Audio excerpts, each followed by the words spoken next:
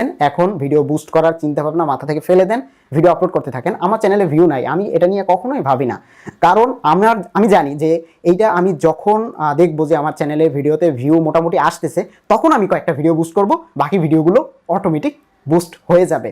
আরেকটা জিনিস মাথায় রাখবেন, এই 2022-তে এসে এখন আপনার অর্গানিকভাবে ভিডিও আপলোড করতে করতে করতে করতে চ্যানেল র্যাঙ্ক করতে 5 থেকে 10 বছর সময় লেগে যাবে। যদি আমার এই কথাটা বিশ্বাস না হয়, আপনি কন্টিনিউ করে দেখেন, কারণ এখন যে পরিমাণে কন্টেন্ট ক্রিয়েটর বাড়তেছে, একদম রিক্সাওয়ালা পর্যন্ত ইউটিউব চ্যানেল আছে, আপনি শুনলে অবাক হবেন। সো এই জিনিসটা একটু মাথায় রাখেন। এখন কন্টেন্ট ভিউয়ারের থেকে কন্টেন্ট ক্রিয়েটর বেড়ে গেছে।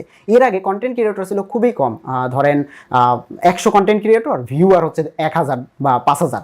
এখন সবাই কন্টেন্ট ক্রিয়েটর, যে ইউটিউব দেখে সেই ভিডিও বানায়। সো ভিডিও দেখার লোক খুবই কম আছে, কিন্তু ভিডিও আপলোড করার লোকের অভাব নাই। তো